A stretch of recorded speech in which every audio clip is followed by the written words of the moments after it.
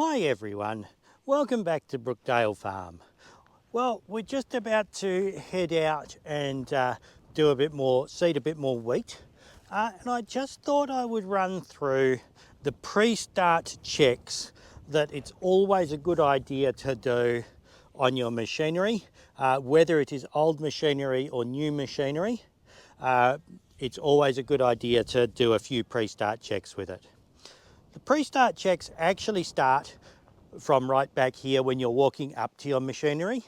Now, if it's parked on a level surface, have a look at your machine and see if it's sitting level as you walk up to it. This will give you an idea about whether or not all your tyres are up. Also, have a look on the ground underneath your machine, and this will tell you if you've suddenly developed a big leak that wasn't there before. Now, a lot of these old machines leak a certain amount of stuff, and you get used to what does get leaked out of them and what doesn't. So we come up to our machine. We want to check the engine oil in it. This is on a little bit of a hill. This one's getting a bit low, so we might just top that up. It's also on a hill pointing that way a bit, so it's not as low as it appears. We want to check the water separator. Now, this line down the bottom that you can see is not in fact water. That's the glass in the bottom of the bowl, but you can see when there's water sitting on top of that. So we just want to have a quick glance at that. If there's water in it, drain it off at the bottom. Now, the next thing we want to do is check the radiator. Now, we have an overflow bottle on this one, and you can see there's plenty in there. However, sorry about the wind, everybody. It's also a good idea to come and check the radiator, because sometimes it doesn't suck it back up from the overflow. So we can see we've got plenty in there. Particularly, it doesn't suck it up from the overflow if the rats have come and chewed through your bottom radiator hose or something like that. And you can do a fair bit of damage pretty quickly if you just look at that and there's nothing in the radiator. While we're walking around our machine, just glance at all the wheel nuts. Make sure they're all still there. If there's anything shiny around here, they've probably come loose. And the wheel is moving just that little bit and it's polished stuff up. So just a quick glance at them. We'll get the rock out from between these two as well. No, we'll come back in a minute and get that out. Front wheel's the same. Everything looks fine. You get to know what other things you need to check. So often we'll check the hydraulic fluid in here. And one other thing that we need to check on this one is the fuel. Now, older machinery often doesn't have a fuel gauge. On this one, our fuel filler is on the top here. I've just topped it up and I know that this is full.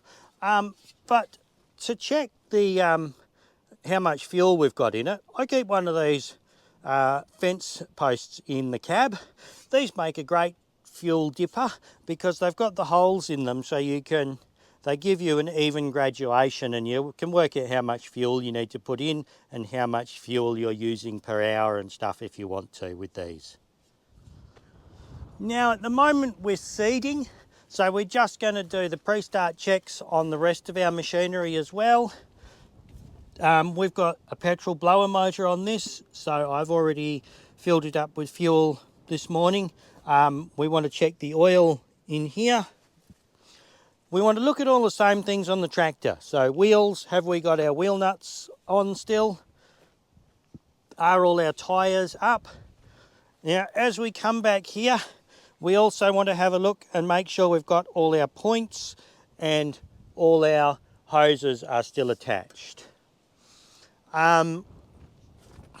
We also want to look for anything a little bit out of the ordinary, like we've got a little bit of grain coming out here, so we've got a leak somewhere. And it turns out we've got a little pinhole just under here. Somebody's patched this up already. These are the risers to go up to the tubes. And these wear really badly on the corners. So we'll just stick a rag in here for the moment and block that up. But that will, and we'll have to change that before next year. Then we just want to continue around. We've still got all our press wheels. All our tyres are up. Looks like we've still got all our points. Our chains all look all right on this side. Our hoses here are all still connected. Our hydraulic lines are all still connected. There's no obvious leaks in them. Okay, next we're going to climb up into the cab of our machine and make sure everything here is doing what it ought to do. So we're going to start it up in a minute, and we're going to pay particular attention to all of our gauges and make sure they're all working. These old Perkins always take a while to get oil pressure up. So we're going to start it, and we're going to just watch and let it idle until the oil pressure has come up. And it takes 10 seconds or something like that. But it's important with any machine that you wait for the oil pressure to come up before you rev it or try to take off. So it's in neutral. We're going to turn the key on, make sure our ignition light comes on, and then start it.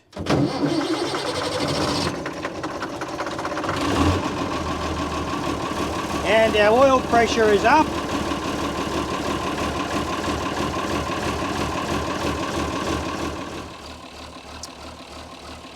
Once we've started our tractor, it's a good idea just to let them warm up for a minute or two before you move off.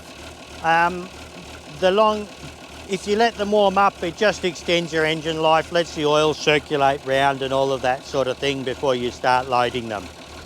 It's a good idea then to check your hydraulics and everything, so raise and lower your machine. If you've got a front end loader, raise and lower that.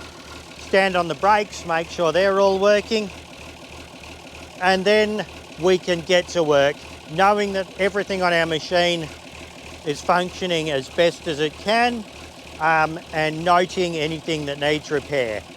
With these old machines, there's plenty of things that eventually stop working on them, and you get to know what works and what doesn't, and the other signs you need to look out for while you're using your machinery. So we're going to jump in now and go and do a bit of seeding.